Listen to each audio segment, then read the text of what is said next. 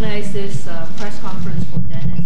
In fact, the reason why we picked this place is called Tang Chinese Cuisine, and that reminds all of us about the 10 concubines.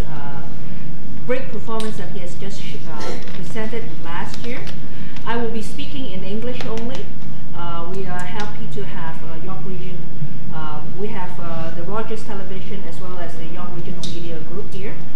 But Dennis will be speaking in English as well as in Mandarin later on. So I'll just do a quick presentation and remind us of what has been done and what is going to be coming up in the future. Now I'm sure you all remember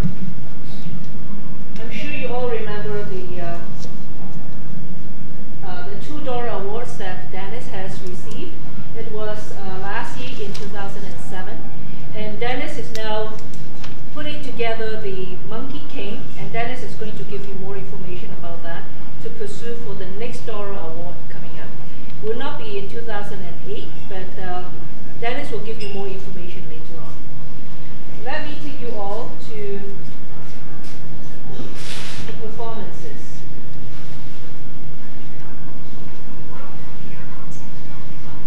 Remember this?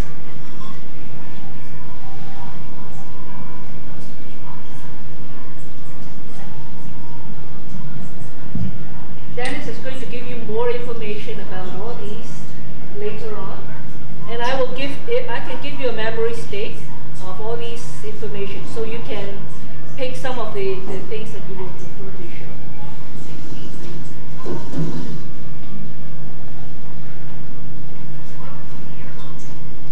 And remember the next one. We also have the same thing with the Terracotta Warrior, which you all remember.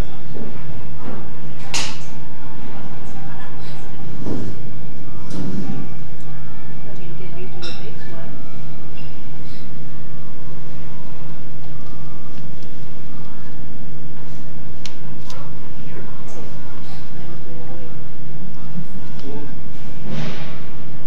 Let me show you, this one is from the Terracotta Warriors. Okay, move the cursor, please. The cursor is in the picture. Thank you.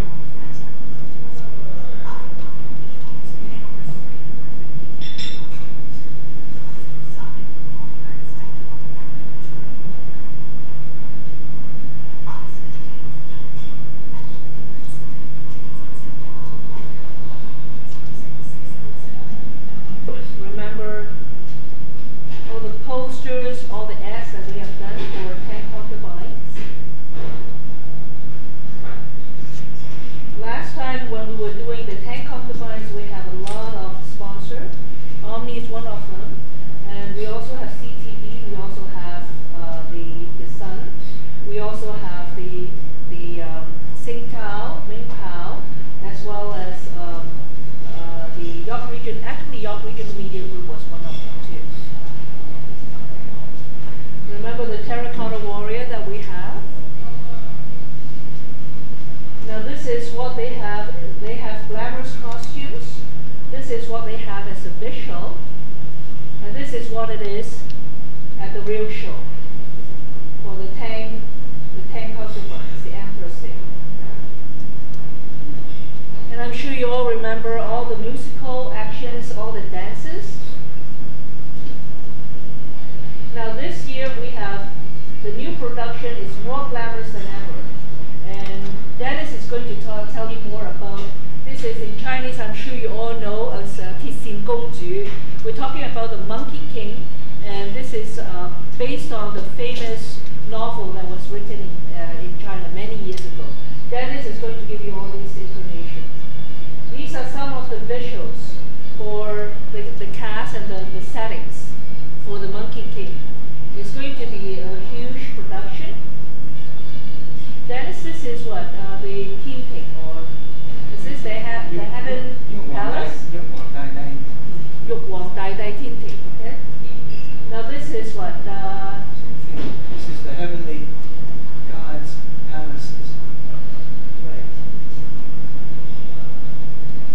And you can tell us about this too? Yeah, once they get to going after this become more Chinese surreal. So it's a kind of surrealism, but Chinese style. Now this is when Dennis got the Dora Award last year, but he's planning for growth. And I will let Dennis to tell you what he has done in Beijing, in Europe, and what he's going to do coming back for more success in here. This is when he got the Dora Awards. Michael Grid was there congratulating him, and this is why he's coming back to discuss something in Richmond Hill that is upcoming in the Richmond Hill Center for the Performing Arts. This is the key, and he has two big productions that he is working on, and as I say, one is for the Monkey King, and the other is he's planning to do the best of the best together with all the 7 shows, the best highlights. Maybe I'll leave all these with Dennis to give you more information, to tell you what is going on there. Maybe I'll pass it on to Dennis. I have this presentation. I can give that to you in a memory stick, and then you can use one. Good afternoon now, I guess, ladies and gentlemen. Thank you for the opportunity.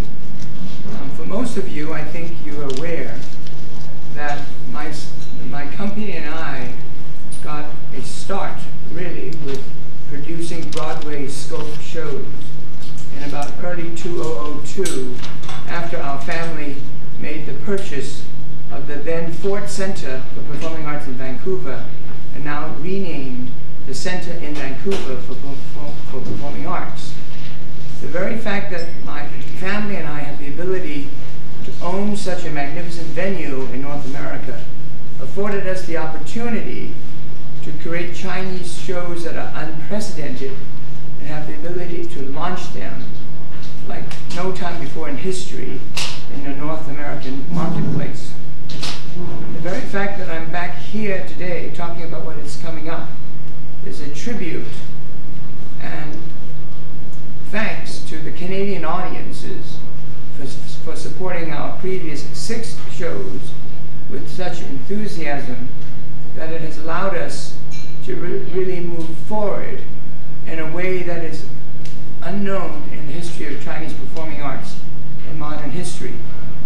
Because with the support of the Canadian audiences across the country, our company has done nearly 500 performances in major venues of all North American cities. And it is with this historic strength that we're able not only to win 2 Dora Awards, as Daisy has mentioned, which is again an unprecedented feat for Chinese performing arts, but it's also this strength and track record that have given us the ability to launch some shows in a history-making fashion during the Beijing Olympics of 2008. So even though I've seemingly have dropped out of sight for a while, it's not that I was incapacitated, as some might think. It's because I've been really busy putting a new face on our company. So for the first 500 performances, we really focused on the North American market. But because of the Beijing Olympics, which is historic in its context, we've now made a major move to position ourselves in the Chinese market. And again, this is all possible because of what the Canadian market and the Canadian theaters have allowed us to do over the last 5 to 6 years.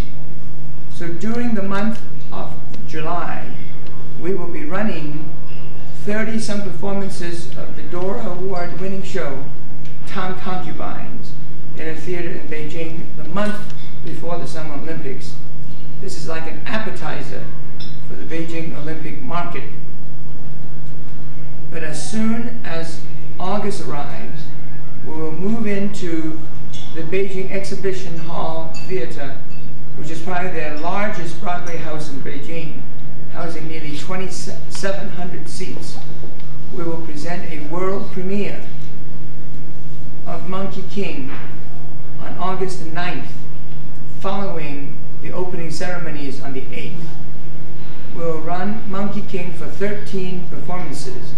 That is, if we don't add any performances, we're running 13 performances, at least 13, followed by 6 performances of Terracotta Warriors before the closing ceremonies.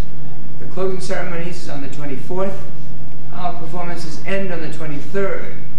It is obviously our intention to not compete with either the opening or closing ceremonies, because I don't think anybody can compete with the opening. If you don't have tickets for it, you'll be watching them on television. But I don't, in no other show in China that I know of now would run that scope during this Olympic run. And so we are very proud to be a Canadian company, Sight Sound Action, launching Chinese scopes, launching Chinese shows to this scope in the Beijing market during the Olympics. I think it is really unheard of, even in other Olympics, because I don't think in other Olympics any show gets to run 60 strong during that period. And more so, because I'm taking it is so fortuitous that because of the strength that Canada has given me, I'm doing these 60 shows during the Beijing Olympics.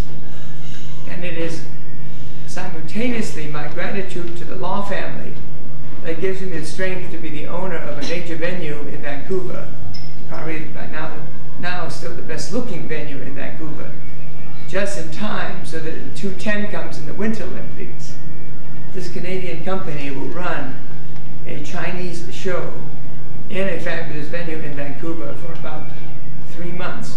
So I've already, in my trip to Vancouver, just before coming to Toronto, I've taken my pen and put a slash across the calendar of the Centre in Vancouver for Performing Arts from near Christmas through the end of February. I did that because, just comically, it was absolutely hell trying to rent the theaters for me to do my 60 performances that I've just described in Beijing. Because no Olympic city really wants to rent out theater at that stretch, at whatever the price. So it took a lot of doing for us to rent these spaces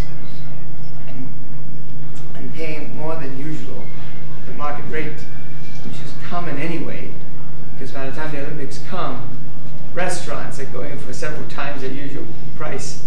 The hotels are going for several times the usual price. And I hear that the Olympic ticket is about 130 euros per session. So we are very glad to be able to secure these theatrical spaces for our shows for Sight Sound Action during the Beijing Olympic time period. And that's why I was very much in a hurry to put my pen across the calendar of the Centre for Performing Arts in Vancouver, so that our shows will have its ability to showcase itself during the Winter Olympics of 2010. In terms of, I've talked to Michael, who is the manager of the new Richmond Hill Center for Performing Arts for some time now. And I met with him again. He came to Beijing to visit me. We are very anxious to showcase a show of significant Chinese proportions, sometime that suits a calendar, and sometimes at some time when the city councillors and mayors deem it is fitting for us to show up.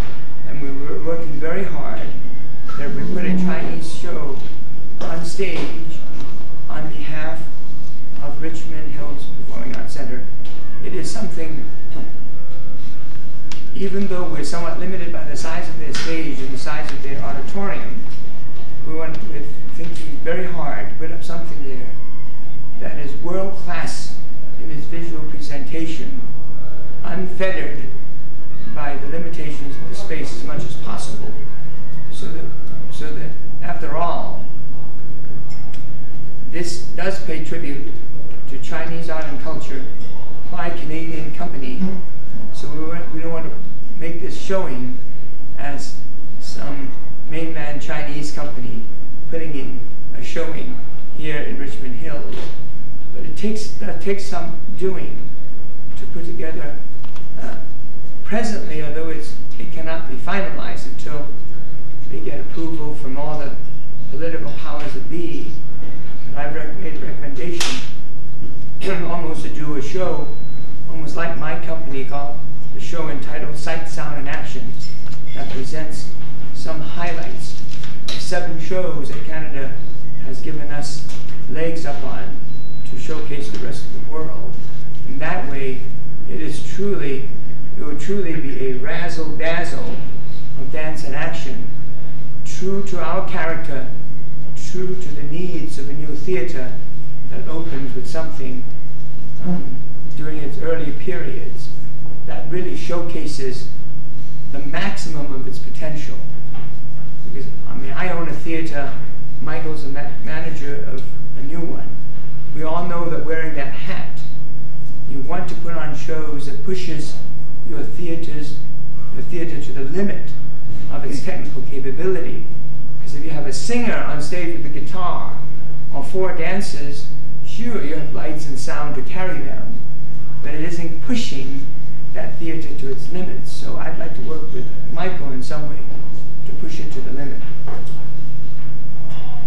I'll keep my formal remarks in English just to that amount, because it's better not to monopolize everybody's time. And if you have, I'll make a short presentation in Mandarin, at which point I'll take informal questions briefly here, and then for those that are willing to stay around and enjoy the refreshments and lunch we have, then we can talk about anything that is to your fancy. 谢谢各位的来宾来跟我们聊一聊关于我们现在目前的节目。因为我最近没有很多时间在加拿大，因为我确实是在北京，差不多奔到北京来很卖力的来筹备几个新的演出。为了加拿大对我们的支持，这几年我们有这个实力。现在北京的奥运会期间呢，是推广2部以前的剧的是新的包装，还是一个新的剧是全球的首演，叫《美猴王》。因为《美猴王》呢是我们公司第7部动作音乐剧，是中国独一无二的摇滚音乐剧，用取题于西游记》。但是这个新名叫《美猴王》，取题的原因呢，就是因为呢，《西游记》这个书确实是太大了，几千页的很复杂的一个小说。如果整本书搬在舞台上，你们看1个月都看不完。但是我们用一个新的国际方便的手法，来精彩的片段拉出来。弄为一个新的故事，有头有尾，有打斗的场面，弄为一部适合家庭性的音乐剧，来将来是跟西方的有名的《Lion King》这类的剧来做个对比，来一个比较。或许对我来讲，作为制作人、作为导演，是挺有意思的。所以我们以前6部剧都在温哥华大剧院来首演的，或者来试演的。但是这部剧是为了奥运会在北京时间中，我们就利用这个首演呢，来给我们中国人的中华民族特点的剧有一个特别的对外国的观众来讲，来表示一个特别大的力量。所以这个机会是难有的。我们演《大唐贵妃》的原因，写30多场原因就是这个是你们。很有运气，在加拿大，你们加拿大的观众跟评委是拨给我们这个创历史的多少奖。我有这2个多少奖呢，在北京奥运会的期间，公演给外来的客人来看，是个特有影响的一个奖励。所以我是用大唐贵妃来带头在北京的市场。我们在北京的市场弄出来的都是大多是给外国的客人。来北京参加奥运会的，来工作啊，或者来旅游啊，来看那个北京的观众就是，因为他们是习惯是给人送票来的，但是外国的客人现在来北京确实是缺国际性的演出来看的。根据美猴王的奥运会的时候已经说过了，但是为奥运会期间中这个闭幕节天之前，我们是演6强兵马俑。兵马俑在多伦多的西小英演过两趟，但是兵马俑是我们公司演出场期最多的一台剧，现在演过超过130场，在北美的市场。所以对外国的观众来北京来讲，对国内的观众来讲，奥运会期间来演一演兵马俑，是我认为是一个必须要做到的一个过渡。所以今年夏天是演《大唐贵妃》《美猴王》《兵马俑》3部剧，作为一个奥运会期间的一个动作音乐剧的演出节，是 Sights on Action 的加拿大公司在北京奥运会期间的一个演出节。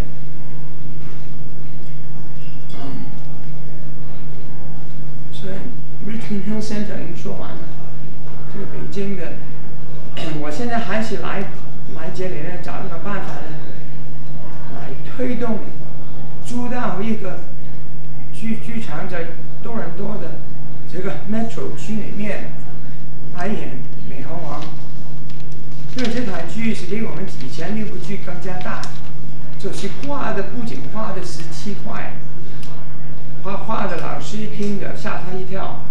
但是这个大型的剧，我不可以从小的剧场来演，这缩水效果太差了，还是我来一定要去参赛的。所以因为，但是现在多伦多的市场是给2家你们加拿大的 mainstream 的公司8举大队的剧场，你们 Sony Center 是装修过程中，所以我们从了经济上的谈判，来找一个剧场大的，可以演2个星期比较多，不是太方便。但是我现在是来比较 Daisy 这类的有点关系的人物，还别人帮忙找个办法来，别人让出来2个星期，我们可以越早越好来演《美猴王》的这里。OK， 现在我要 prepare remarks 时间多了，你们现在有什么关于演出的问题啊？可以现在回答你就行，否则我们退去吃饭的时候说就行。Any questions from the English-speaking audience before we adjourn to sit down more informally talk during lunch? Because I don't know how many of you have a rush schedule and may have to rush off. I wish you can all stay in. Taking a Western perspective to do what to the script that I think makes it acceptable to an international audience. Number 2, I have my own performance arts troupe that I can mold to suit the purposes of international exhibition. And now I have a special forces group that I devise, a 特技组 that I take special guys.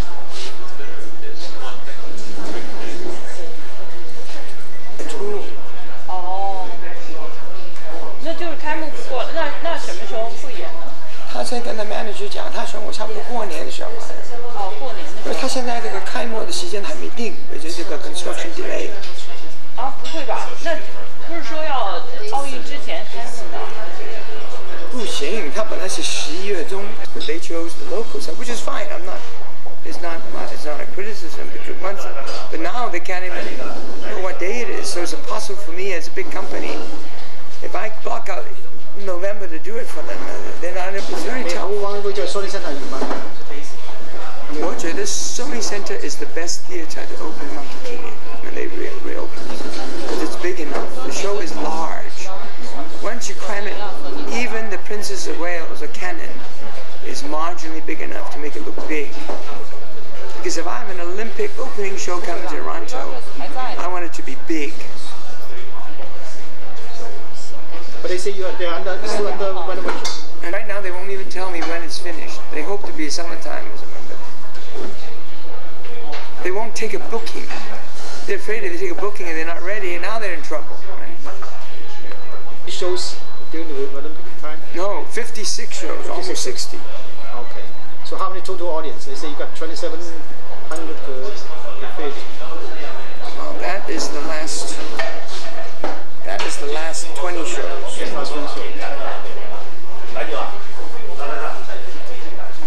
50-some thousand just for the Beijing Jianlanguan. That's for the Beijing Jianlanguan. And then the other 30-some shows, 30,000 is a smaller theater. But you say you're competing with the audience for the Olympics. In that time, people focus on sports. Do you think they still have interest in like to look at this? Let me tell you, in every Olympics, Summer Olympics in the world recent history, the art and culture events have done very well. Let me tell you why. Each ticket session for the sports is 130 euros.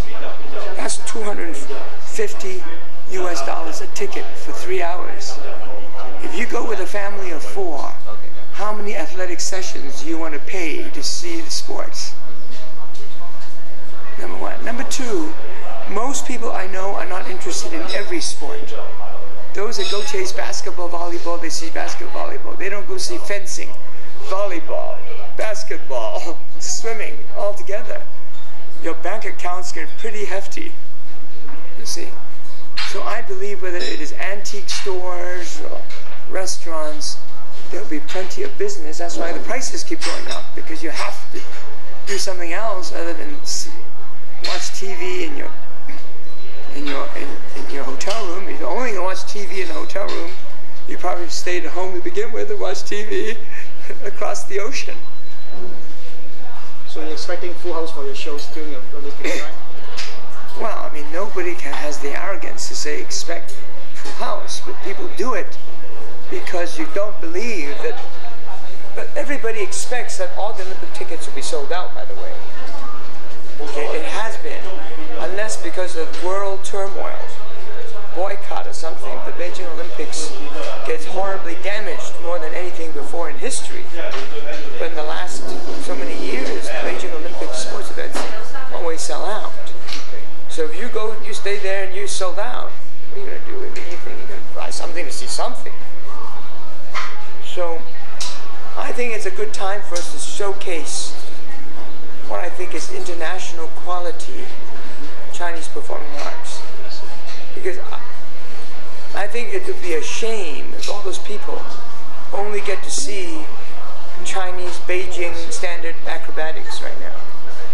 Because another Canadian company has already taken acrobatics to a new height that no Chinese troupe in Beijing can even come close to matching Cirque du Soleil, right? So if the international audience of all the world comes to Beijing, and they all can see is Beijing acrobatics, they say, oh my God, this is where it came from. Why does it look so bad compared to Cirque du Soleil? So I just think that's the way of the world right now. I mean, the Chinese directors and producers have missed the ball and let their acrobatic talent go out to a Canadian Quebec company to use and now achieve new heights with acrobatics. If you see Cirque du Soleil now, the acrobatic talent is less and less Asian. They're more and more Eastern European from all over the world. So those kids are tall and handsome, they look like movie stars, and they can do phenomenal acrobatic tricks. And they're dressed in costumes that cost thousands of US dollars a piece. You know, Canadian dollars a piece. Not thousands of RMB a piece. So I don't think you can compete with acrobatics. But during the Beijing Olympics, there'll be 2 acrobatic shows that are showing in Beijing because they show all year. Tickets are very inexpensive. They show all year. But it looks very bad compared to Cirque du Soleil. You designed these shows when you started it for the... No, I created for that market because I did it because I knew there was the void. I started in this business doing film and television in China. And when I went back to do that, I've never been to China until I was middle age, and I said, my God, isn't it horrible? I went back with an expectation of something else and found out that it was not up to an international standard. I don't blame them. I say that freely back in China, and not meant to insult anybody, but when you spend decades after Mao took power trying to build your country from the rural bases, you're not spending a lot of time figuring out what international entertainment is all about. So their directors and producers are very inwards, not outwards. And as a result, I think the tempo and the pacing is lagging behind, and you cannot be sent out by Ministry of Culture for a 4-day trip and just see a few shows and then go back and say, well, I'm an expert in what the West wants to see, right?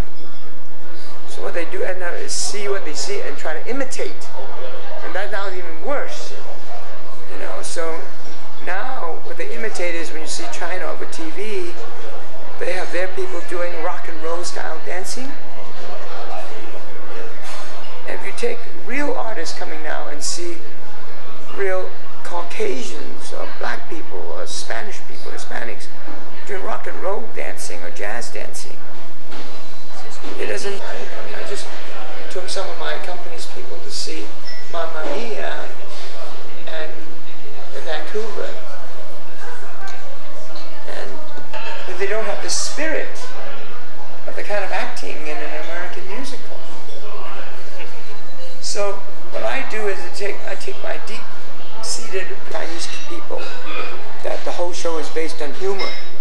The humor just not translate.